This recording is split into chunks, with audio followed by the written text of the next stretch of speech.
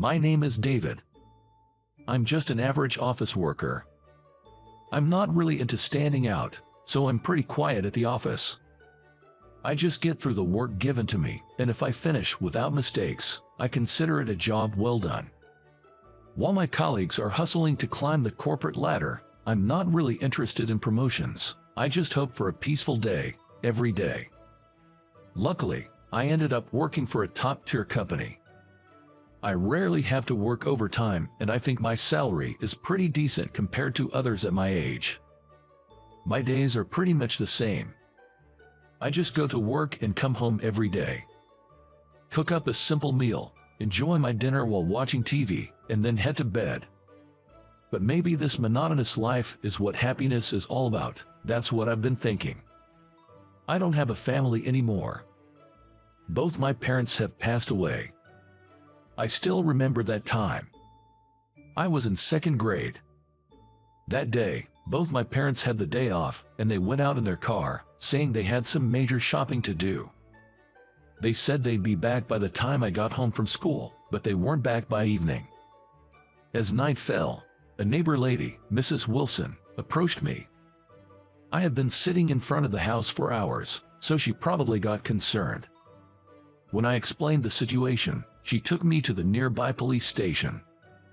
I don't know what Mrs. Wilson told them, but I remember the police suddenly getting very busy. They told me that my parents might have been in an accident. I was taken to the hospital by the police. However, upon arrival, I was told the devastating news that both my parents had died. The only thing I remember from the hospital was seeing the bodies of my mom and dad. I can't recall what happened after, like the funeral or what happened to our house. Maybe the mental shock was too big, as I seemed to have lost some of my memories. Next thing I knew, I was in an orphanage. I had no grandparents or relatives, so I had nowhere else to go. There were other kids in the facility, but I didn't really interact with them. I just followed the rules set by the staff and kept to myself. I stayed at the orphanage until I turned 18 and moved out after graduating high school. Maybe I should go to college was my main thought. With that in mind, I went on to college. Thanks to the savings and insurance money left by my parents, I could attend college without financial worries. Go to school, work a part-time job, come home and sleep. I became less talkative after my parents' death, and that hasn't changed even now as an adult. I guess I've always avoided interacting with people. Being bad at expressing my emotions probably didn't help. I've never really had close friends, let alone a significant other, mostly just acquaintances. I had always thought I'd probably end up being single, and I was okay with being alone. Even though I was just living an ordinary life, something unexpected happened one day. I'll never forget it. It was when I turned 30. On that day, I was working as usual. Things were going smoothly, and I was having a rather laid-back day. I decided to get some office supplies from the supply cabinet. To my surprise, we were running low on a lot of items. Normally, the newer employees would restock the supplies, but I thought, since I had some time, why not do it myself? So I said, I've got some free time, I'll go get the supplies, and headed to the supply room. As I switched on the light and entered the room, I began to load up a cart with supplies for my list. Then, a woman from another department walked in. Our eyes met, and we gave each other a courteous nod. Wow, a pretty girl just walked in. That's what crossed my mind instantly. It wasn't a crush or anything, but I found myself wondering, is she from the next department? I don't recall such a pretty girl working here. Taking a closer look, she had these cute beauty marks under her eyes, which made her already cool-looking eyes appear even more attractive. No, don't keep staring. It'd be so embarrassing if she caught me. I realized I'd been unintentionally staring and felt a rush of embarrassment. Taking a brief, deep breath, I composed myself and went back to collecting the supplies. But then, it happened. Suddenly, there was a deep rumbling sound, followed by a strong side-to-side shake. It was an earthquake. The shaking grew more intense. Being in the supply room, there was a high risk of things falling down. The spot where she and I were located was at the back of the supply room. The exit was too far, and with the intense shaking, it felt too risky to make a dash for it. Cover your head. Use a basket or turn a box upside down and protect yourself, I shouted instinctively. The tremor felt like it lasted forever, but thanks to the fixed shelves in the supply room, a major disaster was avoided.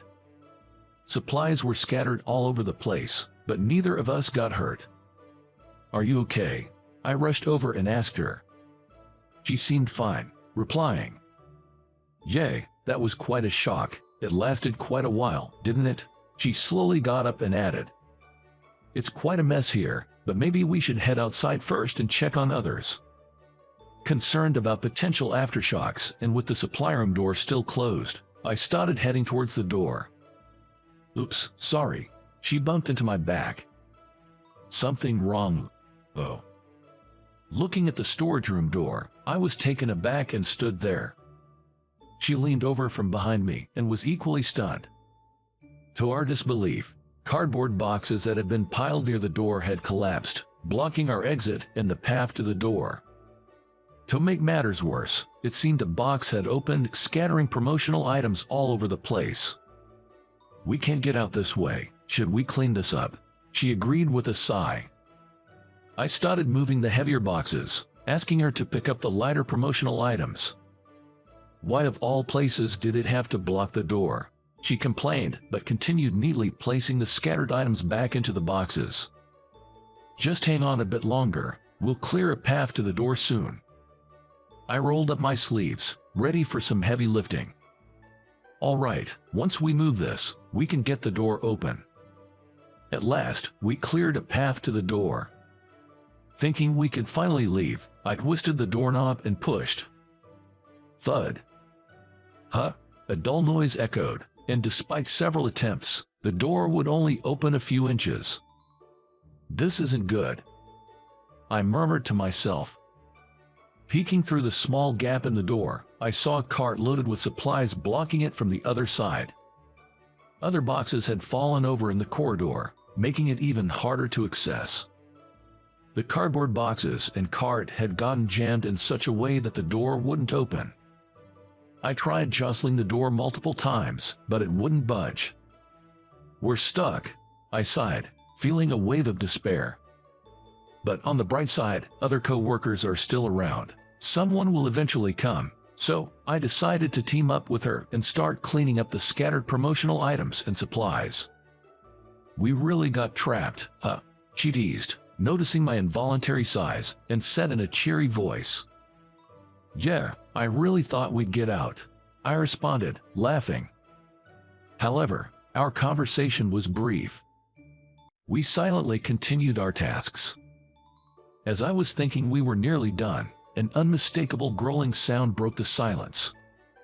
I turned my head towards the sound. She looked embarrassed as she held her stomach. "That was mine. Did you hear that?" Her face turned beet red with embarrassment. "Yes, I heard it loud and clear." I said it honestly, and we both burst out laughing. Although we were strangers, that little moment of laughter lightened the mood. While continuing to tidy up, we chatted a bit and shared our names and departments. Her name was Sarah, 4 years younger than me, and she worked in the department next to mine. As we talked, a voice from the other side of the door called out, "Hey, is anyone there?" Peeking through the gap in the door, a voice said, "Hold on, we'll clear the way." A few folks moved carts and other obstacles, enabling our safe exit. Luckily, the earthquake's damage was minimal, just some items had fallen from shelves and desks. By the next day, we were back to normal. From then on, my days were filled with routine work.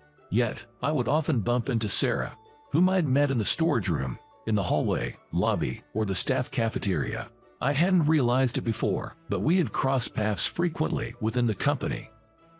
We began greeting each other whenever we met. One day during lunch, while I was eating in the cafeteria, Sarah approached, asking, "Mind if I join you?" we took that opportunity to express our gratitude for that day we spent trapped together. It seemed we never found the right moment to stop and talk about it before. Sarah also wanted to thank me, saying, "I'm so glad you were there with me that day. I'm not sure if I could have gotten out if I was alone in the storage room. You really saved me." From then on, I often chatted with Sarah. Due to our lunch breaks frequently overlapping, we'd often eat together or have coffee afterwards. Though I was always a bit shy and struggled to converse, Sarah was always proactive in starting conversations, so there was never a lull. Eventually, we began to occasionally dine out in the evenings. It felt strange for a socially awkward guy like me to be out and about, engaging in so much conversation. Somehow, I just clicked with Sarah. After one of our meals, Sarah opened up about her feelings for me. It was the first time that someone confessed to me like that. I was taken aback, but that's when I realized my own feelings. Soon, Sarah and I started dating. Things moved swiftly, and before we knew it, we were discussing marriage. After a successful proposal, I visited Sarah's parents. On the day of the visit, Sarah's parents, who also lived with her older brother and his wife, warmly welcomed us. While I had planned for a brief visit, they insisted on having dinner together, making me feel right at home. Being a man of few words, I barely answered the family's questions. They even inquired about my family. I answered all their questions honestly. However, a few days after the visit, I received a message from Sarah. Apparently, Sarah's sister-in-law, Lisa, wanted to have a word with me. I wondered if they might be against our marriage, but that wasn't the case. I was told we'd discuss the matter in person, so a meeting was arranged between Sarah, Lisa, and me. On the appointed day, we met at a quiet cafe. Let me get straight to the point. Lisa began, then started asking detailed questions about my mother. When she passed away, her name, maiden name, place of birth, blood type, and more. She also inquired why I didn't have any grandparents or relatives. I answered everything within my knowledge. After a pause, she said, "Look at these photos. Does this woman look like your mother?" She showed me 2 pictures of a young woman who unmistakably resembled my mom. After confirming the resemblance, she took another breath and asked, "You're an only child, right?" When I replied yes, Lisa gave a quiet nod. She took another deep breath and said, "Let me tell you the truth about you," looking me straight in the eye. Confused, I waited for her next words. "This woman, she's my mother." Lisa's lips trembled as she spoke. I was in disbelief, asking her to repeat herself over and over. But she was unequivocal. "She's my mother." What does that mean? I tried to organize my thoughts as I listened to Lisa's story. Lisa had been told she was an orphan and was raised by her grandparents. One day, while cleaning up, she found a photograph. When she showed it to her grandmother, she hesitated at first but eventually admitted that the woman in the photo was Lisa's mother. She also explained why Lisa had been separated from her parents. To start with, Lisa had a brother 2 years her senior. Their mother became pregnant with him at 16. Both parents were the same age, meaning the father was also 16 at the time. The mother was determined to have the child, and the father intended to marry her when he turned 18. However, this was met with strong opposition from the mother's parents. These grandparents were strict and believed in strict adherence to family traditions. Yet, the young mother persisted and gave birth at the age of 16. Afterward, while juggling jobs having dropped out of high school, she entrusted childcare either to daycares or her parents. The father, on the other hand, continued attending high school while working part-time jobs to make ends meet. Both were genuinely committed to raising their child. Despite the continuing objections from the grandparents, the young couple had decided they would marry once they turned 18. Then, Lisa was conceived. The news infuriated the grandparents, but the baby was eventually born. This birth took place when both parents were 18 and they intended to register their marriage that very year. However, the grandparents staunchly opposed, especially against the father, whom they perceived as the culprit for their daughter's teenage pregnancy. Frictions became a daily affair, primarily revolving around the children's future and caregiving. They chastised their young daughter, often remarking, "You're just a child who had a child. Listen to what we say." Still, the determined mother, aiming to keep her family intact, was met with a stern "Leave the kids and get out. You're disowned." Numerous attempts were made to reconcile, and she tried taking her children with her, but the grandparents stood firm. Ultimately, she was estranged without any contact with her children. I was shocked to learn about the tumultuous past of my parents, and the fact that I had a sibling was a revelation to me. Incidentally, the grandfather has since passed away, and the grandmother, though still alive, is now in a nursing home. Lisa, without mentioning anything about me, had inquired again about her mother. Moreover, given that our grandmother's surname was quite unique, she was certain that they were blood-related. The week after hearing this story, I, along with Sarah and Lisa, visited our mother's childhood home. Presently, my elder brother's family is living in our grandmother's house, and it was the first time I was introduced to him. Following that, Lisa and I went to the nursing home where our grandmother resided. Although hesitant to meet her at first, we decided to have a conversation. Initially, our grandmother couldn't believe my existence and was taken aback, but noticing the resemblance I bore to my mother, she mentioned how much I looked like her. Our grandmother was unaware that my mother had married my father, and she certainly had no knowledge of the tragic car accident that took my mother's life. Hearing this, tears streamed down our grandmother's face. She deeply regretted disowning her daughter due to parental pride and expressed her desire to apologize if given a chance to meet her daughter again. The town where my mother and Lisa grew up was quite a distance from my current residence, yet little did I know, my sister lived so close by. That year was not just significant for meeting Sarah, but also for discovering and connecting with blood relatives like my siblings and grandmother. Fast forward a few years. "Daddy, no, Dad's playing with me. Daddy, Daddy. All right, let's all play together, okay?"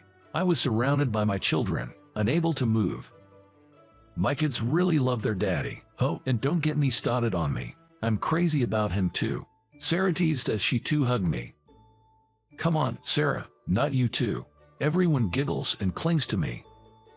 Now 38, I'm living a lively life with my 3 beloved sons and my cherished wife, Sarah. And we're soon expecting our 4th child.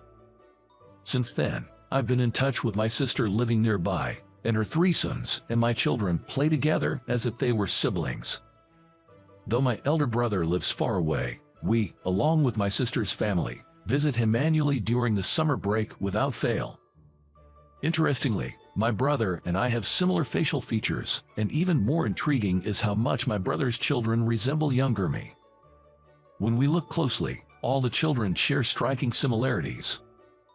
We all look as if we were born from the same parents. We often jest. The bond of blood is indeed mysterious. Despite never having lived together with my siblings, our interactions felt natural from the start. Given how I was never adept at social interactions, me being able to interact well with my siblings surprises me.